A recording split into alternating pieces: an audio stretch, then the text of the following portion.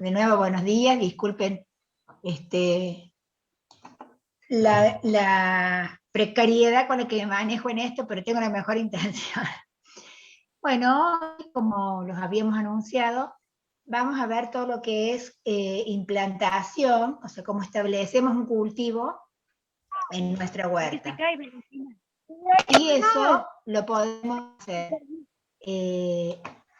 básicamente a partir de partes de la planta, de órganos que no sean semillas, y en ese caso hablamos de plantación, ¿no? Por ejemplo, lo que ocurre con una papa. La papa es un tubérculo, que el tubérculo es un tallo engrosado que tiene yemas, y de cada yema va a surgir un brote, y de ese brote se desarrollará una nueva planta. Entonces, acá estamos haciendo una plantación, que es una multiplicación asexual, porque no hay, no intervienen las semillas, que sería el órgano sexual que se forma en la planta. Este tipo de multiplicación asexual en la huerta lo hacemos con algunos tipos de hortalizas, algunos cultivos, ya los vamos a ver. Pero la gran mayoría se implantan a través de una siembra, o sea, de una multiplicación sexual, que es a partir de las semillas. Bueno, ¿qué cultivos tenemos dentro de...? No sé si se ve bien, yo estoy como moviendo, Nati, No, sí. este ejército No se ve bien. Bueno. Entonces, ¿cuáles se reproducen asexualmente? O sea, desde órganos que no son las semillas. Como vimos recién, la papa, ¿no? Que es un tubérculo. Acá están esos brotecitos que muchas veces, según la época del año, los tenemos en casa, con las papas que consumimos. Esto se planta, por lo general se puede cortar, y de cada brote va a salir una planta. Otro cultivo que hacemos a partir de una parte de la planta que no es la semilla es el ajo. El ajo, cada diente de ajo es un bulbo. Bulbo es una hoja modificada, es una hoja que es engrosada, como es el caso también de la cebolla. La cebolla es un bulbo y tienen la característica de originar una nueva planta en forma subterránea. O sea, cuando uno le da las condiciones a ese bulbo de que pueda enraizar y desarrollar la parte aérea, desarrolla la nueva plantita. Ahora ya estamos medio tarde, pero la época del plantar el ajo es en el otoño, apenas comienza el otoño, en marzo, más o menos abril, podemos hacer esta plantación de ajo, y de cada diente de ajo surge, como vemos acá, una plantita nueva. Decimos que esto que sea a principios del otoño es porque ahí demoran 6, 7 meses más o menos en hacer todo su ciclo. Otro cultivo que lo hacemos a partir de partes asexuales de la planta es la batata. La batata que nosotros consumimos es una raíz engrosada, o sea, se desarrolla también como la papa bajo tierra, ¿no? Y en este caso, lo que usamos de la batata para reproducirla son guías.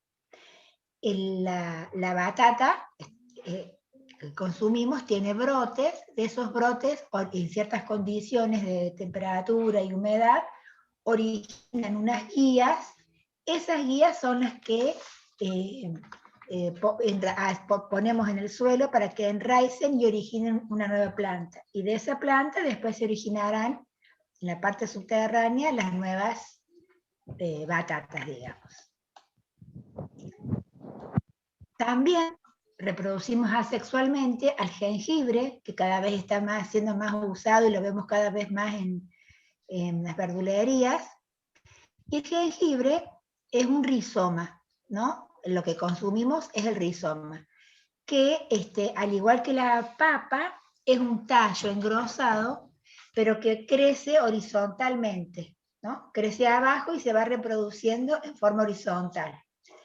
Este rizoma también, esta forma de reproducirse la tienen por ejemplo, el sorgo de Alepo, que es una de las malezas más difíciles digamos, controlar, porque esta reproducción que hace bajo la tierra es muy importante, y en cada rizomita, digamos, hay varias yemas que originan plantas.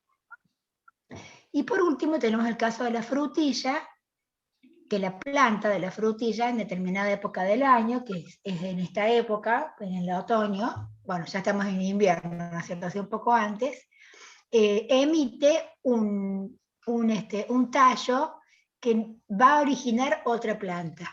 Ese es el estolón.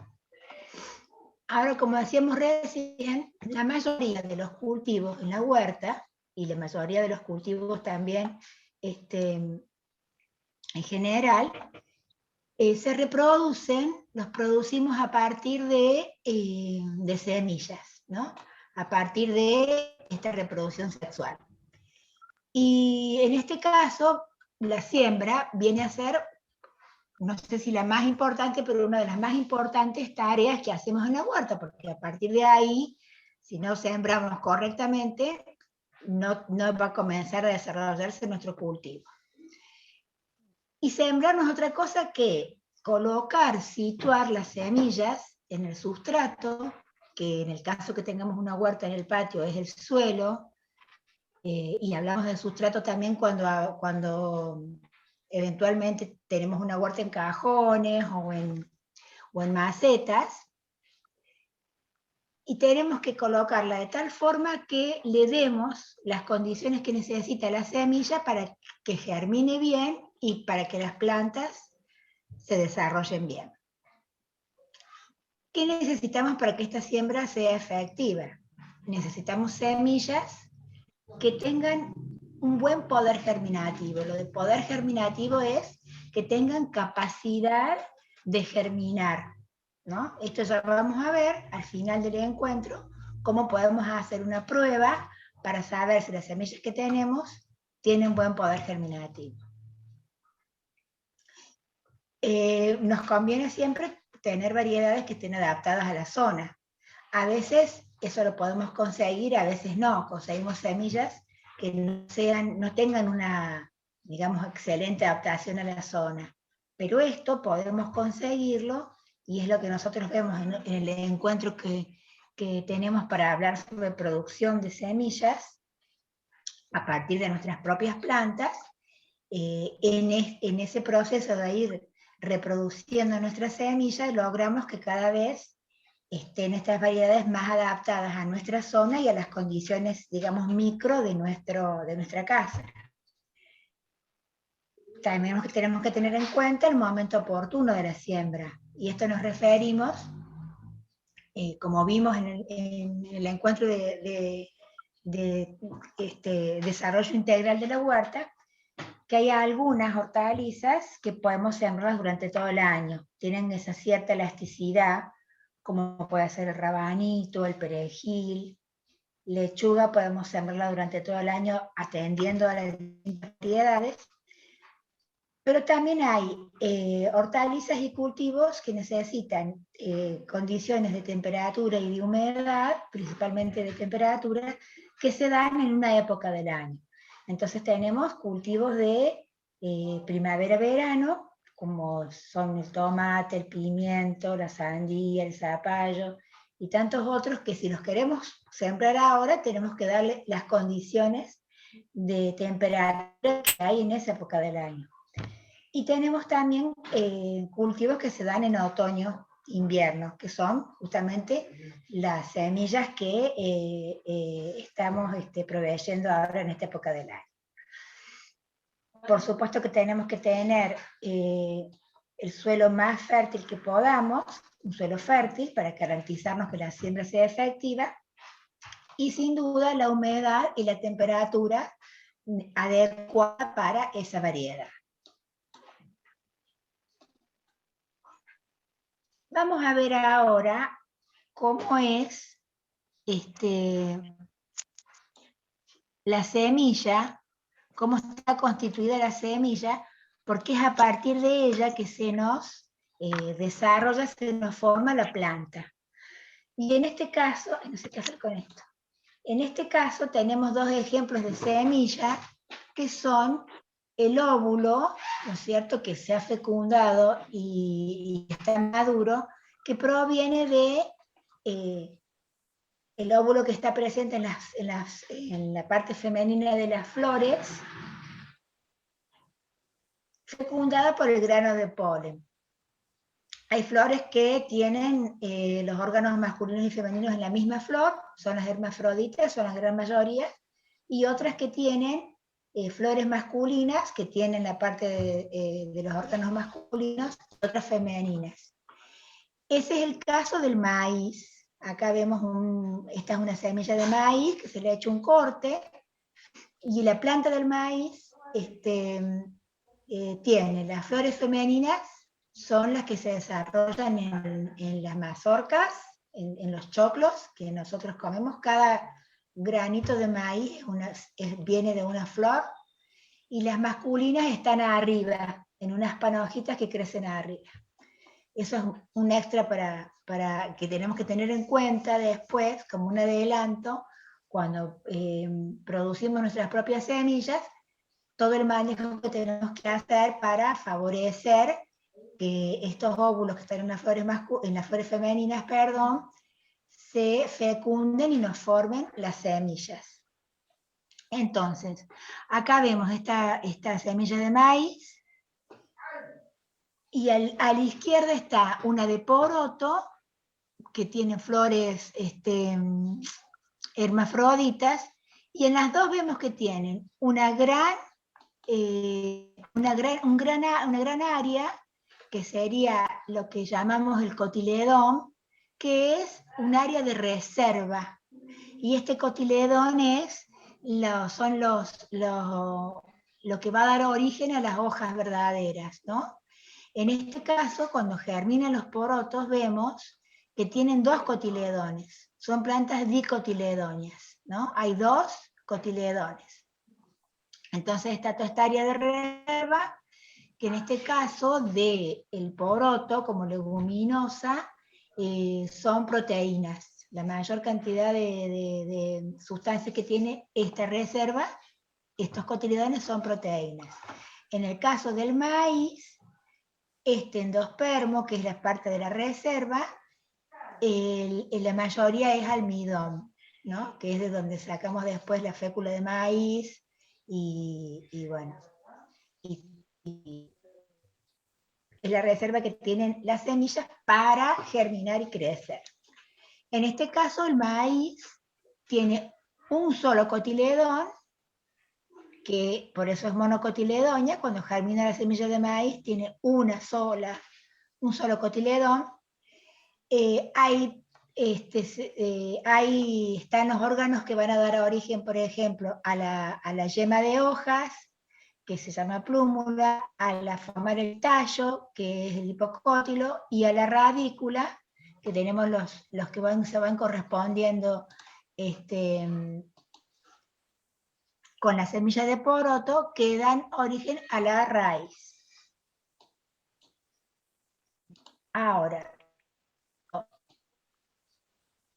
estas semillitas, nosotros las ponemos en el suelo, en el sustrato, para que germinen. ¿Qué es lo que tenemos que hacer? ¿Qué tenemos que darle? ¿Qué es lo que necesitan para poder germinar adecuadamente? Y la semilla básicamente necesita agua, que es necesaria para que el embrión se despierte, porque la semilla es un órgano vivo, ¿no?, que está en dormición, está latente, tiene vida latente.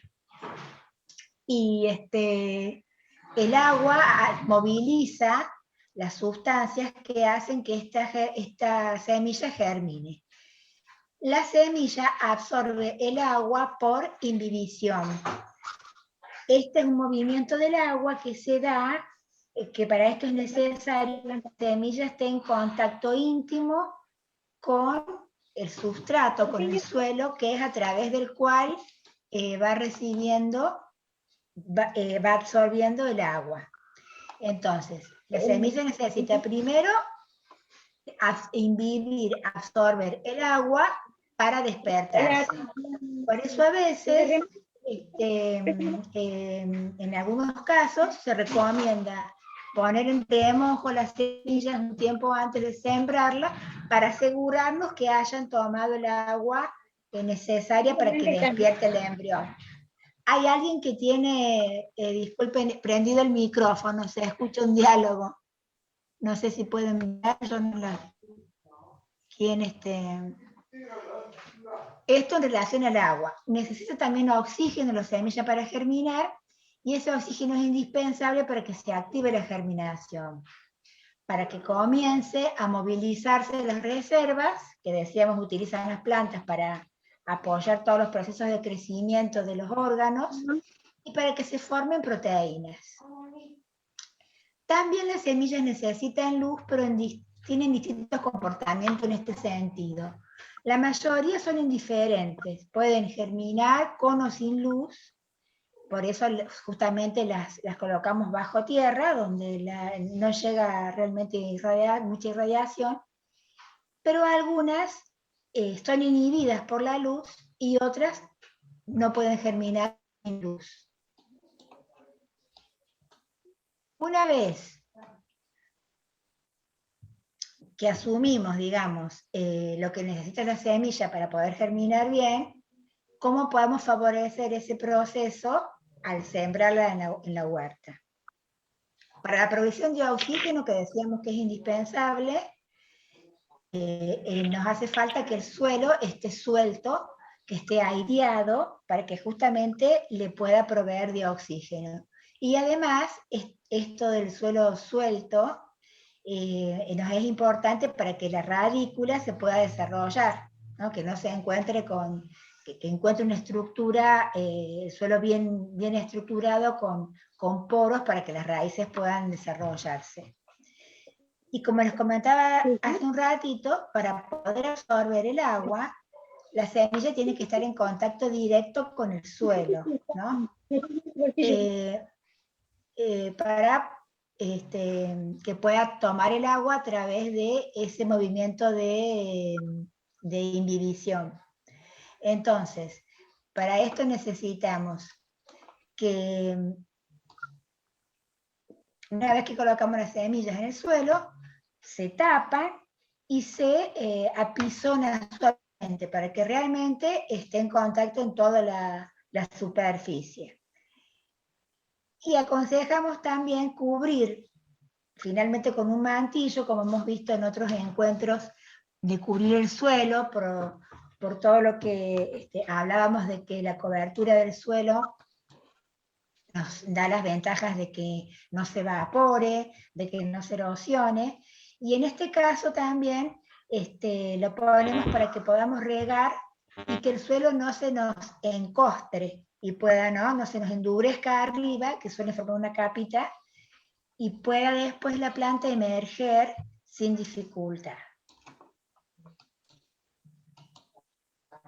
Acá en esta imagen tenemos la estructura de la plántula, ¿no? De esta semillita que recién germina y forma la plántula.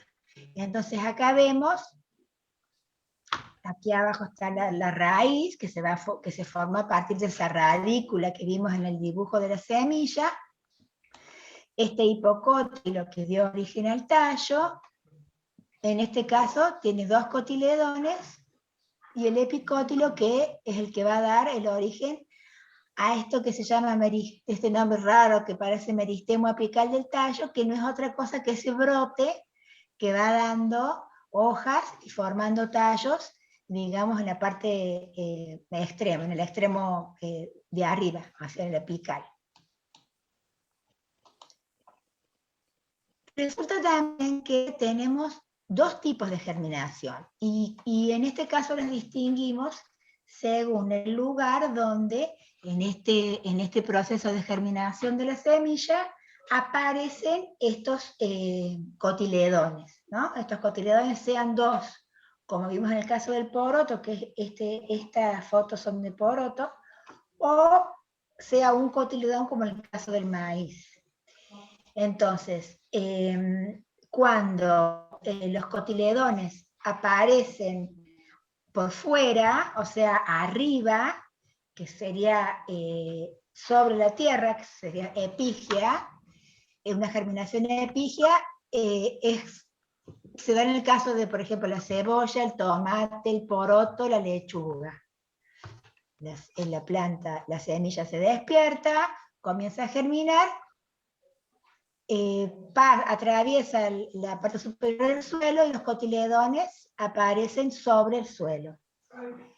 A diferencia de la germinación hipogia, que es el caso del maíz, la arveja y el haba, que la arveja y el haba son iguales que el poroto en esto de leguminosa, y son de la misma familia, también son dicotiledóneas, pero tienen este comportamiento. Los cotiledones, como pueden ver acá, surgen bajo tierra.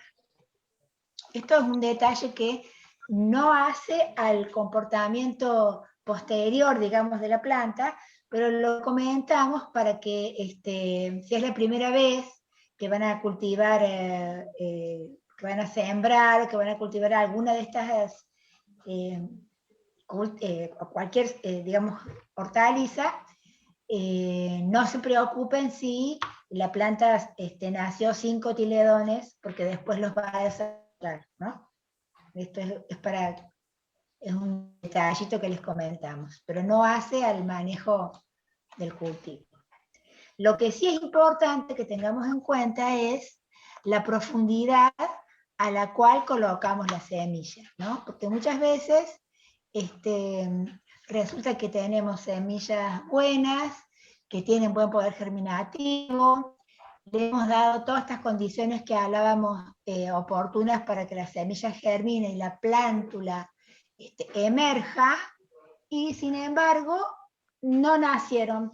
¿Ah? Decimos, no nació, me dieron semillas viejas, o puse mal algo, o le faltó agua, y en realidad el crecimiento que hace la semilla, la plántula, perdón, desde que la sembramos hasta que emerge, es a partir de esa reserva que tiene la semilla.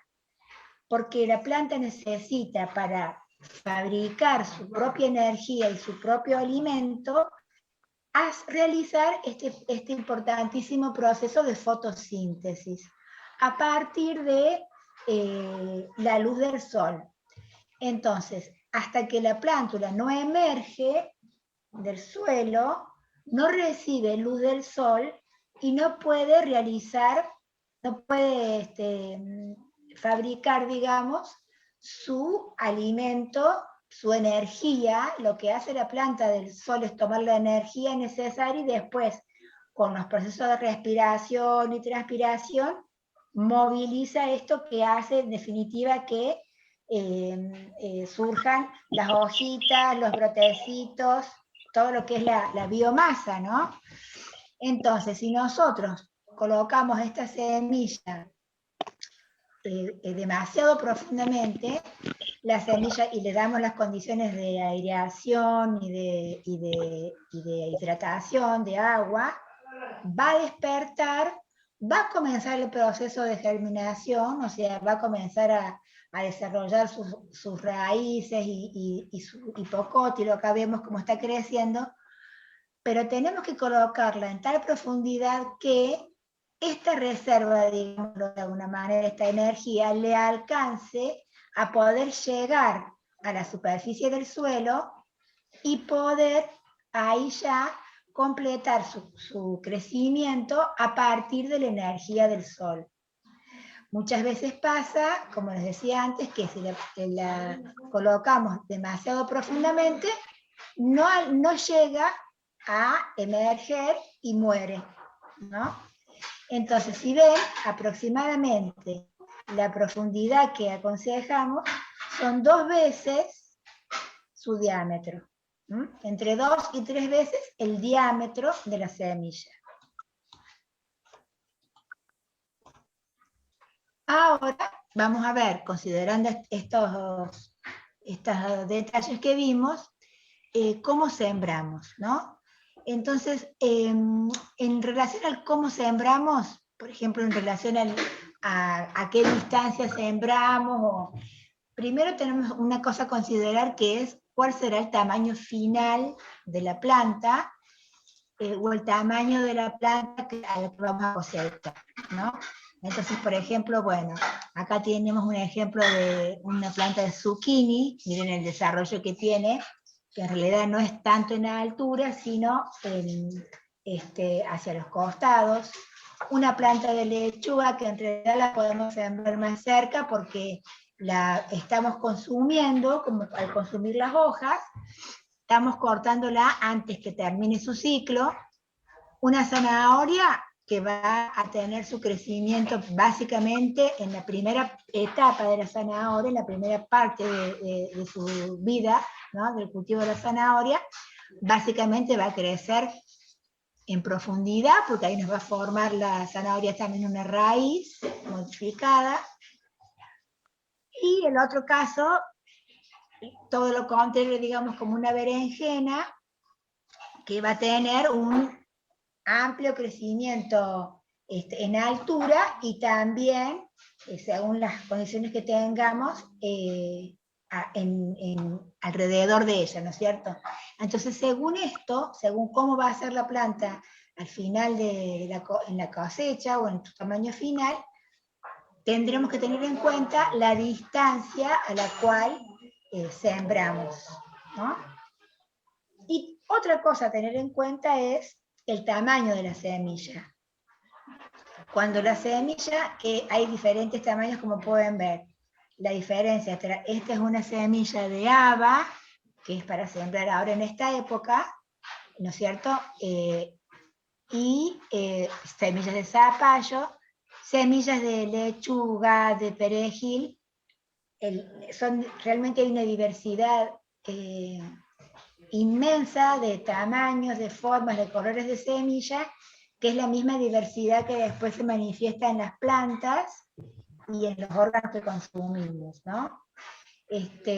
También va a depender, como decíamos antes, de qué parte de la planta comemos. Si comemos la hoja, el flor, el fruto o la raíz, depende también de eso cómo vamos a ir organizando, diseñando el lugar y la distancia a la cual la sembramos. ¿Qué necesidades tienen de temperatura de suelo y de aire? Y obviamente nuestro primer, digamos, condicionamiento es la dimensión del terreno en el que vamos a sembrar. Podemos decir que tenemos como dos tipos generales de siembra. Una que es la directa, en la cual tenemos en cuenta todo lo que vimos anteriormente, con la característica que donde ponemos la planta, donde sembramos, donde colocamos la semilla, la planta va a nacer y va a terminar su ciclo. O si no termina su ciclo biológico, el ciclo biológico de la planta es, sembramos la semillita, germina, nace, crece, se desarrolla, o sea, surgen las flores, se reproduce, produce semillas y muere. Pero muchas plantas, nosotros no, las que consumimos las hojas o las que consumimos las raíces, por ejemplo, como zanahoria, rabanito, la remolacha, u hojas como la lechuga, acelga, rúcula, no, la planta no termina su ciclo en nuestra huerta. Nosotros le cortamos el ciclo porque cosechamos antes los órganos que consumimos. Esto lo comento ahora, amplío un poquito el tema, porque es una buena base cuando veamos la autoproducción de semillas, que es fundamental que para poder producir semillas tenemos que hacer que la planta nos produzca frutos, donde adentro tienen las semillas, y para eso flores, ¿no? Entonces, decimos que tenemos siembra directa cuando la planta la sembramos y termina su ciclo, o bien el tiempo que necesitamos que esté en nuestra huerta para cosechar los órganos que consumimos en el mismo lugar. Es el lugar definitivo. Eso lo solemos hacer con semillas grandes o medianas, y en general en plantas, como decíamos recién, que consumimos raíces o bulbos, aunque las semillas sean pequeñas. O sea, aunque se aconseja hacer esto con semillas grandes, hay algunos cultivos que tienen semillas chiquitas, como ser la cebolla, que la semilla es muy chiquita, o como ser la zanahoria también, que la semilla es muy chiquita, pero igual aconsejamos hacer siembra directa en ese caso, se corre, digamos, mucho riesgo de no realizar bien el trasplante, y conviene que ya la raíz, esta raíz o estos órganos que son subterráneos, no disturbarlos, digamos, desde que los sembramos, y que crezcan y que se desarrollen directamente en el mismo lugar. En ese caso, a veces va a hacer falta que, por esto que vimos antes, de la conveniencia de la distancia entre plantas, muchas veces sembramos y cuando nazcan las semillas, vamos a tener que hacer lo que se llama un raleo. A lo mejor es entresacar algunas plantas para que la densidad de plantas, la distancia entre las plantas sea menor. ¿Qué plantas nosotros sembramos de manera directa? Estas grandes, como decíamos recién, como son las de zapallo, zapallito, poroto, arveja, y como plantas de flores, el maíz también lo sembramos en forma directa, y otras, como decíamos, que aunque sean semillas pequeñas, perejil, zanahoria, las sembramos en forma directa por las características del cultivo. El otro tipo de siembra, la gran diferencia es una siembra indirecta, llamamos. ¿Por qué? Porque en el lugar donde nosotros sembramos, donde colocamos la semillita y crece la plántula, es un lugar transitorio. La planta nace y con cierto crecimiento la llevamos al lugar definitivo. Esto se hace con semillas pequeñas, con la mayoría de las pequeñas que después nos van a dar o bien hojas, como las lechugas, se suelen hacer muchos plantines de lechugas, también se suelen hacer plantines de cebolla, pero a la vez plantas que necesiten condiciones de germinación en el momento que la estamos sembrando, diferentes al que hay en la intemperie. Esto puede suceder tanto en primavera, verano, como en otoño e invierno. ¿Y a qué nos referimos? Supongamos que nosotros querramos sembrar tomate o pimiento o berenjena en la próxima primavera. En este momento nosotros no tenemos las condiciones que necesitan estas plantas de temperatura. Es más, si hacemos tomate ahora, seguramente se nos van a helar, no van a prosperar si lo detenemos a la intemperie.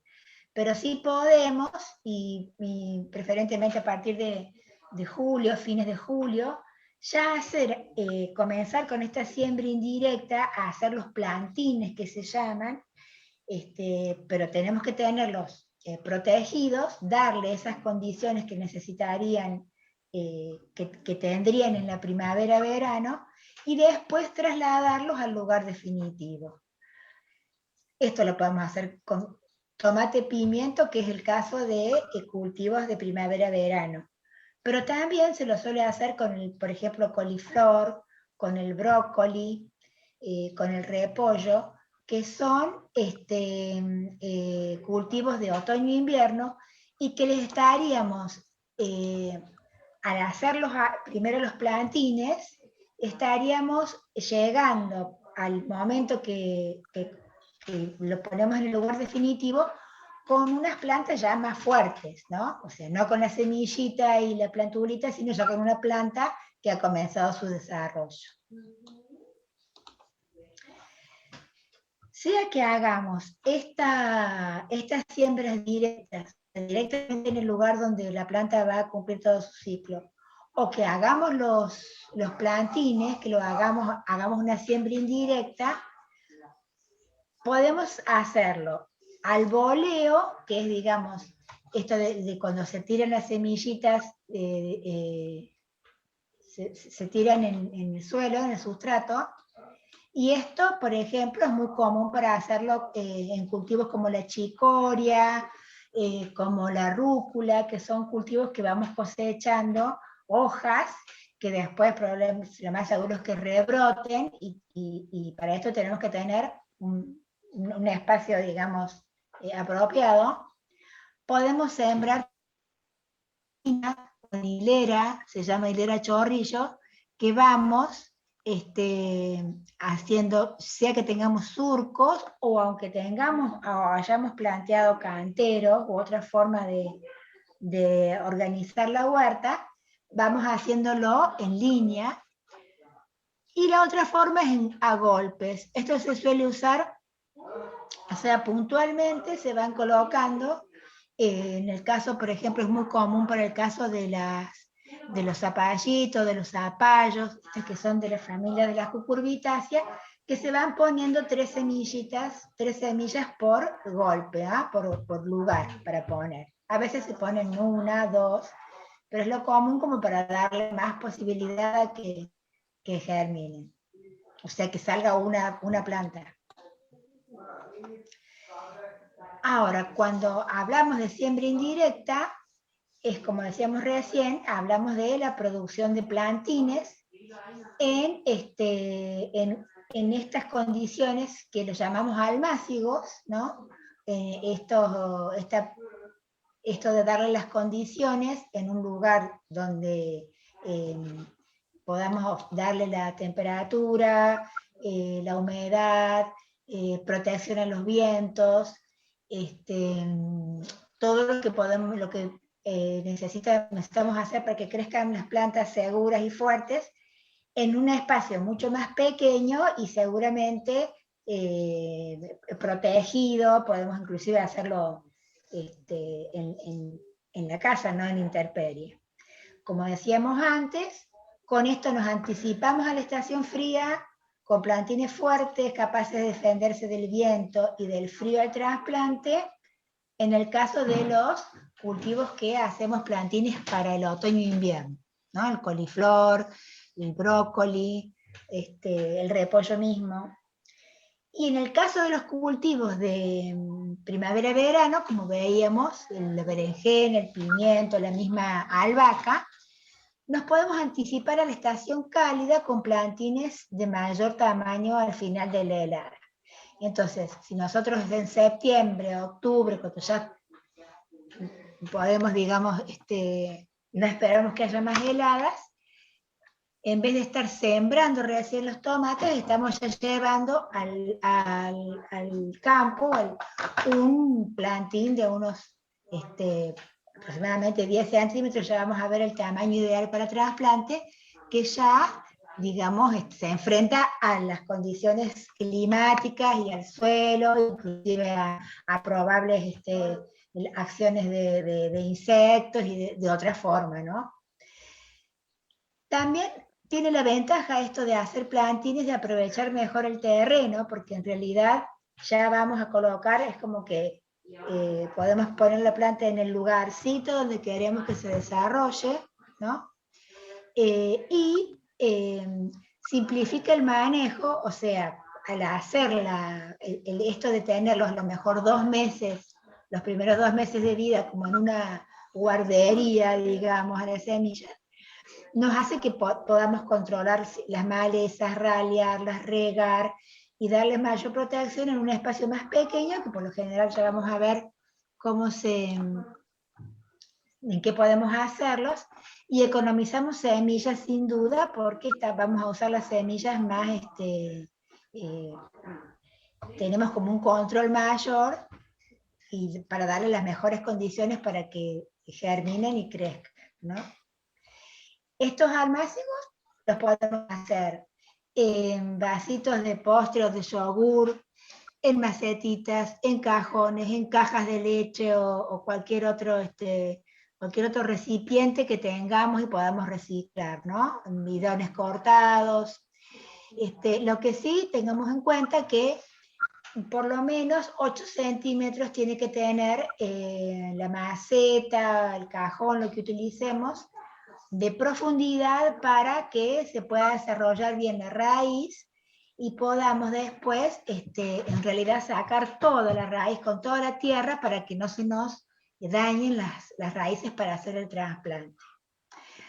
Este sustrato tiene que estar limpio o sea, lo que le pongamos en este suelo, este sustrato que pongamos en las macetas o en los cajones, conviene que no tenga otras raíces, ni semillas, ni malezas, para que esto es, digamos, para evitar que nazcan otras plantas en ese lugar, que de última si nos nacen, que por lo general nacen otras, se sacan, ¿no? Se ralean.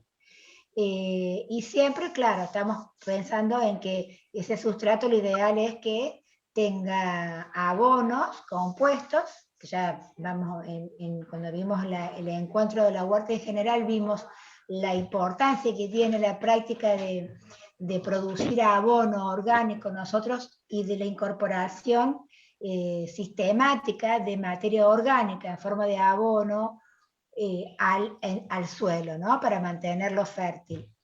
Y en esto que hablábamos de la conveniencia que el suelo estuviera suelto, que fuera un suelo mullido, para el crecimiento de las raíces, para que circule el agua con los nutrientes y con el oxígeno y el aire, y se recomienda ponerle algo de arena. Lo hacemos al almácigo, tenemos ese cajoncito en una protección del sol extremo, en el caso de que hacemos estos almácigos en verano para otoño e invierno, y del frío cuando hacemos los almácigos ahora en invierno para cultivos de primavera-verano. Los riegos periódicos vamos a irlo viendo a medida que vamos viendo cómo está el suelo y la planta, ¿no? Pero sí, esto, digamos, va a ser mucho más fácil esto de regar este cajoncito que regar, ¿no es cierto?, los mismos cultivos si los hubiéramos puesto directamente en la huerta, ¿no? Ahora, una vez que ya sembramos en almácigos, sean en cajoncitos o en vasos, ¿cuándo y cómo trasplantamos?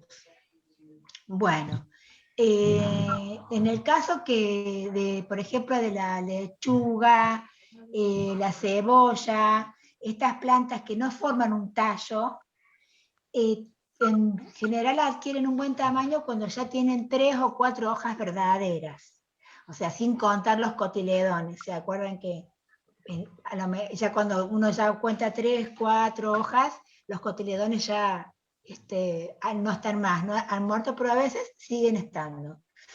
Y cuando tienen tallo, como el caso del tomate, el pimiento, la berenjena, el coliflor, en esos casos coincide que estas 3 o 4 hojas se dan cuando este tallo tiene más o menos el grosor de un lápiz, ¿no?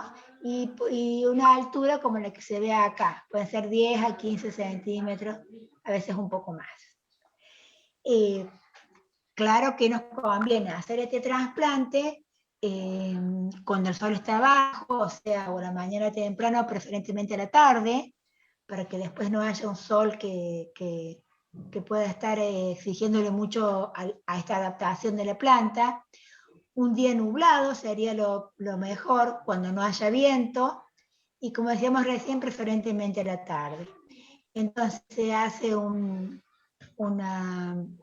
pozo según el tamaño en este caso está bárbara la raíz, como se ha desarrollado, y lleva, ¿no es cierto?, la tierra, porque cuando hablamos de la importancia de tener cuidado y no dañar las raíces, a veces uno cree que no la ha dañado porque este pedacito, por ejemplo, sigue intacto. Pero en realidad la raíz la parte funcional, en lo que hace a tomar el agua y los nutrientes, lo hace por unos pelos que tiene la raíz, los pelos radicales, que no los vemos, o sea, tienen el tamaño de micrones, que micrones es 1 milímetro dividido 1000 veces, o sea que ese pelito no lo podemos ver, así que seguramente si no tenemos mucho cuidado los vamos a estar dañando sin poder percibirlo. Y acá está, bueno, la secuencia de un trasplante de plantas que tienen tallo. Esto es un tomate, esto es una berenjena. Bueno, cómo los retiramos de esta forma para dañar lo menos posible las raíces. Se hacen los pocitos, se colocan y se apisonan justamente para que las raíces estén en contacto con la tierra y reciban la cantidad de aire adecuada, ¿no? Porque si no se van a secar. Y en este caso acá hay una secuencia de trasplante de hortalizas de hoja. Estas son, bueno, este es un ejemplo de acelgas, y como después, de la misma forma, se hacen estos pocitos y se coloca la planta. Esta es de lechuga. Y acá era para mostrar la distancia entre plantas, que como veíamos al principio, la determinamos teniendo en cuenta el tamaño final de la planta o el tamaño de la planta cuando nosotros ya consumimos sus órganos. Y ahora por último les voy a contar cómo podemos ver con esta prueba de si las semillas que nosotros tenemos tienen buen poder germinativo, tienen buena capacidad de germinar, ¿no? Y para hacer eso, nosotros vamos a calcular cuál es el porcentaje de plantas normales que van a germinar de ese lote de semillas que tenemos. ¿Cómo lo hacemos a esto? De las semillas recolectadas o de las semillas que tenemos, que hemos comprado o que nos han dado, se toman 30 semillas y se colocan en un recipiente, que puede ser una bandeja de plástico, un tupper, lo que fuere, que tengan y que les sea práctico. Se puede poner papel de cocina, algodón o arena, para que esto haga como de sustrato, ¿no? Entonces, humedecemos ese recipiente y la cubrimos con el mismo material. O sea, se pone una capita de papel de cocina, las 30 semillas, y se vuelve a tapar con papel de cocina, algodón o arena, cual fuera lo que hemos utilizado. Y se llevan las semillas a un lugar cálido para que germinen, ¿no? Por lo general, a los 10 días, ya las semillas han germinado, la mayoría de las semillas han germinado. Hay casos, digamos, excepcionales, como por ejemplo, el rabanito puede que a los 3, 4 días ya está todo germinado, y el perejil puede demorar hasta 30 días para germinar, ¿no? O sea, si hacen esta prueba con semillas de perejil, hay que esperar más de los 10 días, porque naturalmente, por sus sustancias inhibitorias que tiene la semilla, por sus características, demora mucho más en germinar. Pero de modo general, a los 10 días, nosotros contamos cuántas semillas han germinado. Si de las 30 que pusimos germinan, por ejemplo, 24 o más, eso estaría muy bien y recomendamos sembrar esas semillas, porque esas 24 semillas corresponderían a un 80%, ¿no? Ese poder germinativo que hablábamos sería de un 80%. Si ocurre todo lo contrario, y por ejemplo, vemos que han germinado menos de la mitad, ¿no?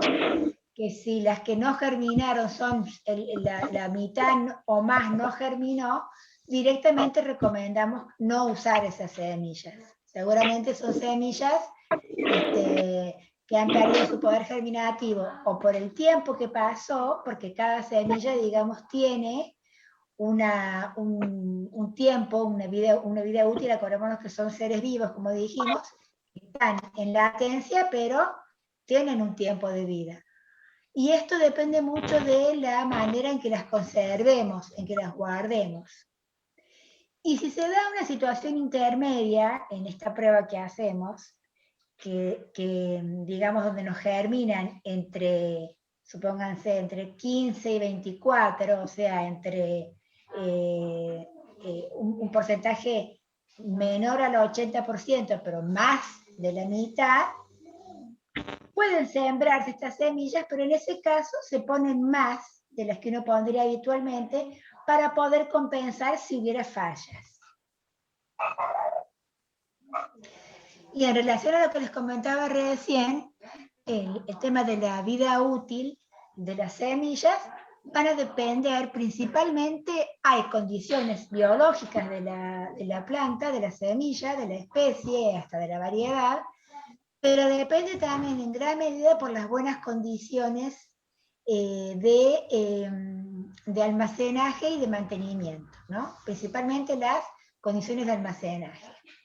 Entonces, por esto es muy difícil decir cuántos años se va a conservar una semilla, pero de manera general, y como para tener una orientación, vemos que hay semillas que tienen una corta duración, su poder germinativo, como es la cebolla, la cual, digamos, podemos hablar en promedio de 1 año, y en el otro extremo están semillas que pueden conservar su poder germinativo por 5 años, como el apio, la berenjena, la calabaza, bueno, melón, pepino, y entre medio hay algunas que duran 2 años, como el maíz, 3 como la arveja, la lechuga, el tomate, la zanahoria, y 4 como la acelga, coliflor, remolacha y todas las que están mencionadas acá.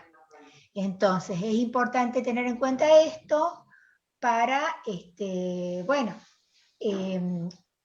los que les comentaba de la prueba recién, para que, bueno, más allá de, porque por ahí podemos no saber cuántos años tiene esta semilla que me dieron, o que me regalaron, o hasta que, cuando uno compra, a veces en el sobrecito dice, ¿no es cierto?, cuándo fueron cosechadas, pero haciendo esta prueba no nos cabe duda de cuál es el poder germinativo que tiene. Y esto también tiene que ver con esto otra de las ventajas de producir nuestra propia semilla, que sabemos que van a estar 10 puntos, digamos, ¿no? Que produciendo nosotros la semilla y conservándolas bien, siempre van a tener un buen porcentaje un buen poder germinativo. Bueno, y con esto hemos, digamos, terminado por hoy. Les agradezco y quedo a disposición para cualquier duda. Muchas gracias.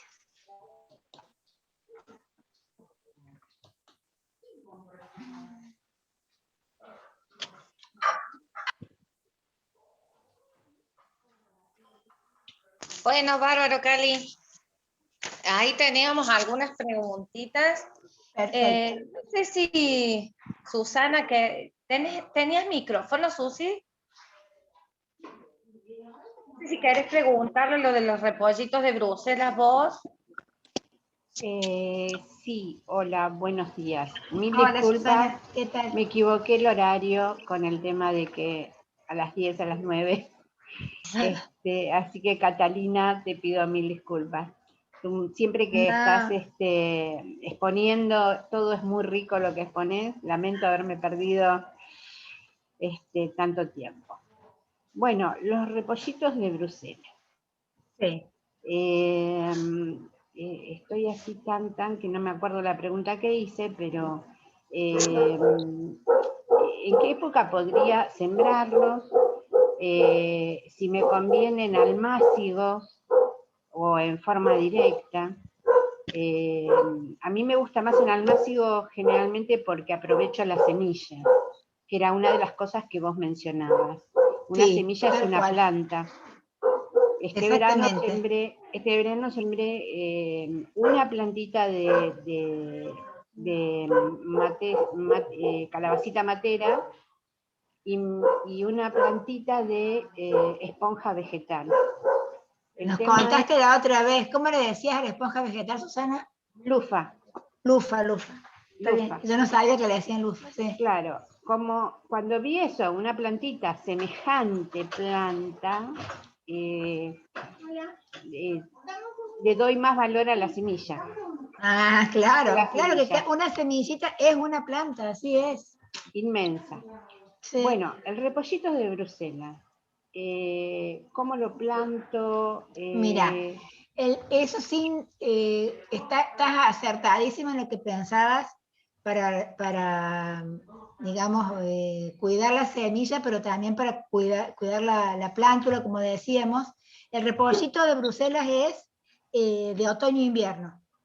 O sea que yo no sé si todavía podés sembrarlo. Si tenés la semillita, sembralo.